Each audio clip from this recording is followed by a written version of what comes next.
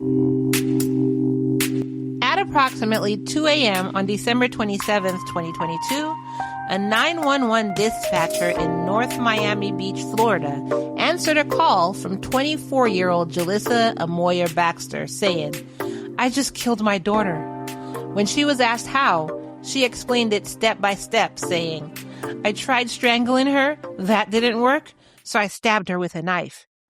When the dispatcher asked what condition the child was in, Jellisa said, "She's on the floor in the living room." When asked what she was wearing, she responded with a robe, white. Welcome, lambs. Welcome to Love and Murder, Heartbreak to Homicide. Surprise! Your Florida Man Friday edition. I found this case that I was doing an article on, and I just had to, as soon as I finished writing the article, I had to come and record this because you'll see why. I'm about mental health and, really supporting mental health. And you're going to see in this case why this whole thing irked me so badly.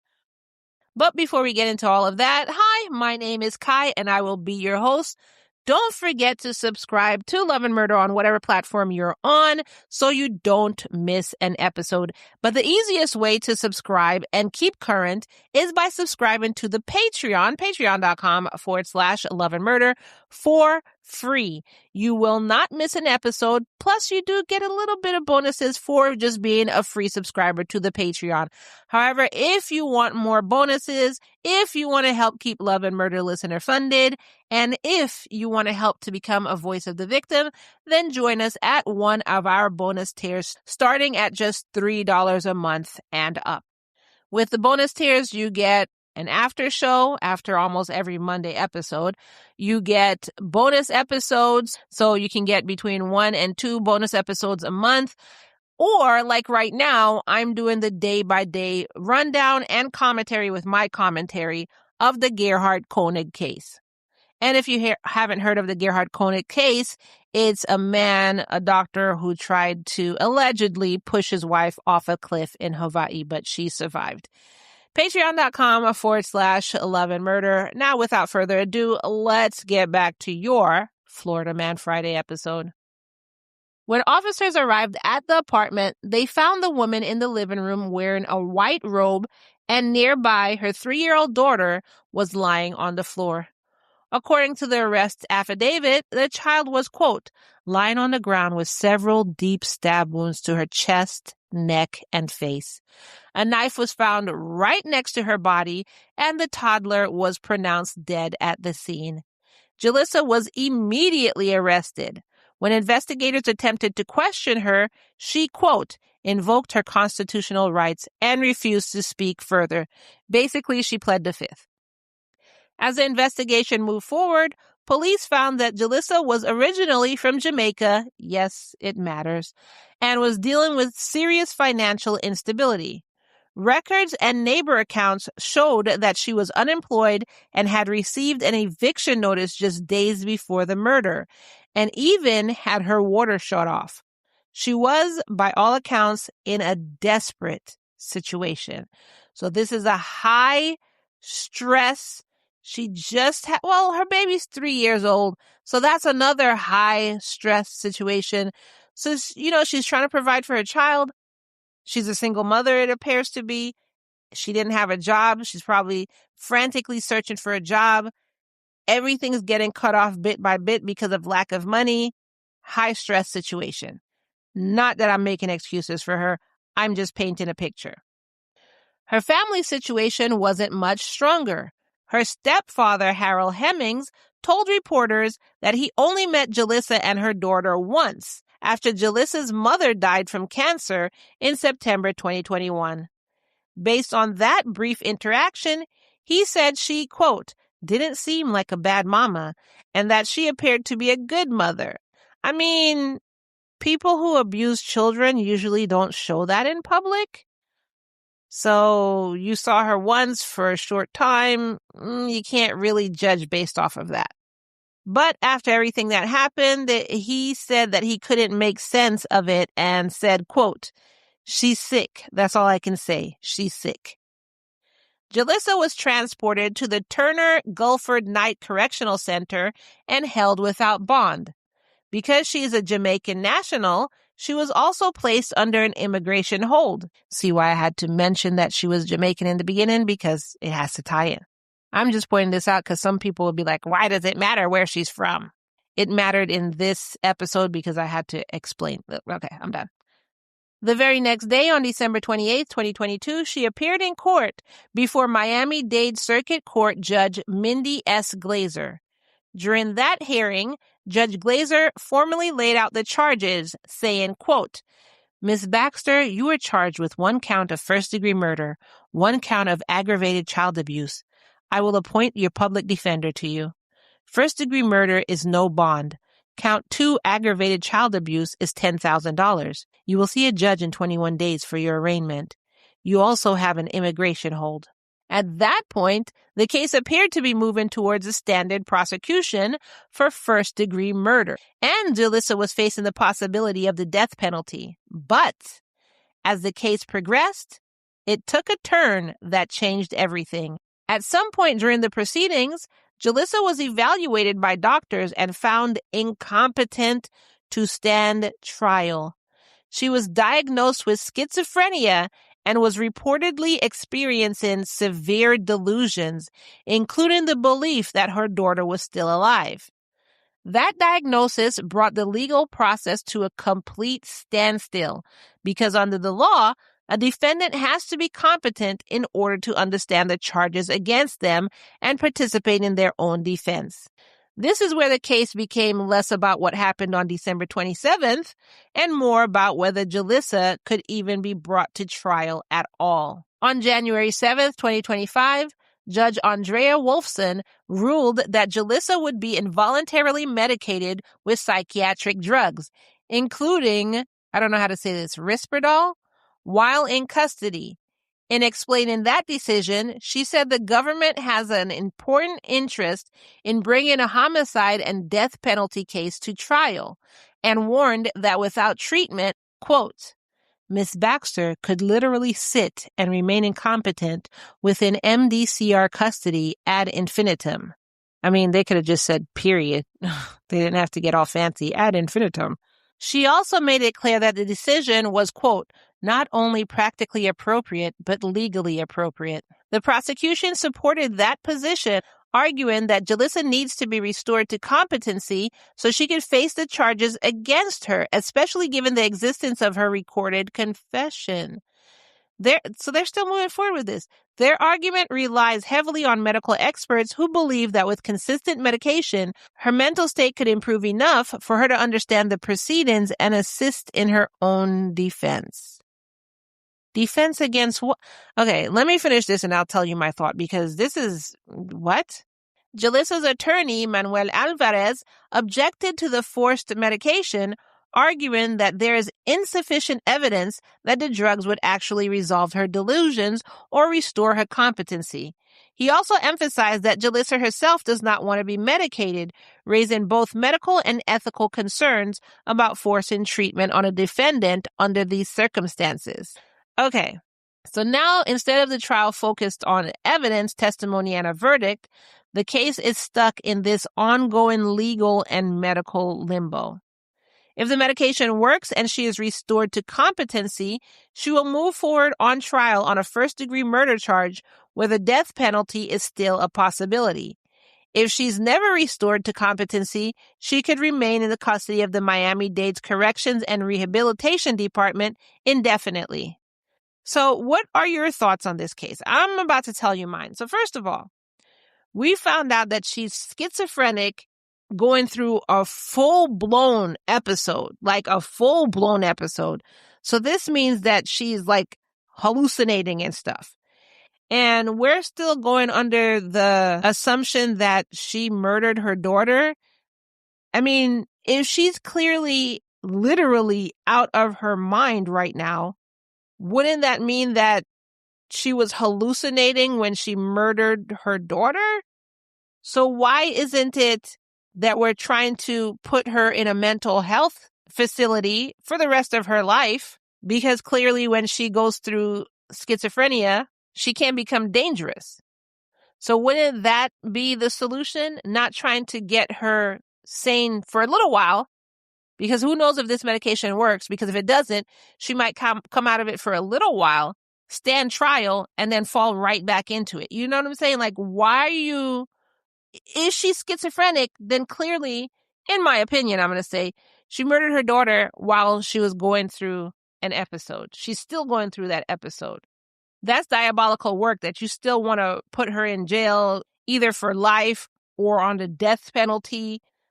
I don't get that. But that's on the prosecution side. Now for the defense. You're objecting to being forced medication. Of course, there's insufficient evidence that the drugs would actually resolve her delusions, because they don't know what baseline is for her. They don't know what medicine she's had before. If ever, they don't know what medicine is going to work. There are some medical issues where you don't know exactly what medication is going to work right away. So you do sometimes have to do testing. So yeah, you're just basically saying the cause of wetness is water. Yeah, we know this. And also, Jellisa doesn't have a ground to stand on saying that she doesn't want to be medicated. She's not in her right mind. Of course, she thinks she's sane and you're insane. So while she's seeing a portal over there open up, she thinks you're crazy that you don't see that portal opening up. She cannot say that she's not going to take medicine. She's not in her right mind. And why are you trying to pretend that she is? Talking about this is raising both medical and ethical concerns. Ethical concerns? Are you serious? She's not in her right mind. She cannot make decisions for herself. The ethical concern here is leaving her like this, and you're fighting to leave her like this. So there's problems all around, both the prosecution and the defense. There's problems all around, and no one is really considering the real problem, which is this woman is in a terrible mental health state right now, and she needs help. And once she comes down, once she comes back to baseline, if she ever comes back to baseline, and finds out that she murders her daughter, she's going to freak the F out. And this reminds me of another mental health episode where I was saying the same thing. When this guy comes down and realizes that he murdered his daughter, he's going to freak the F out. And if I remember exactly what episode that is, I'm also going to put that in the show notes below so you can listen to that one. So let me know your thoughts in the comments below. This one really, as Peter from Family Guys would say, grinds my gears. It really annoys me. Like I can't. Like when it comes to mental health, is just, some people just don't understand it, and they don't care to understand it.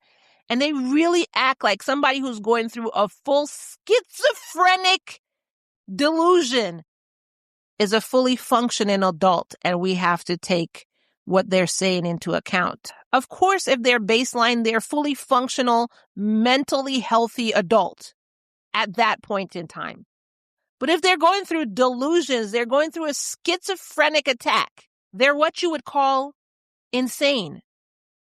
If anybody wants to look up, let's look up the definition of insane together, shall we? According to the Webster Dictionary, insane means unable to think in a clear or sensible way.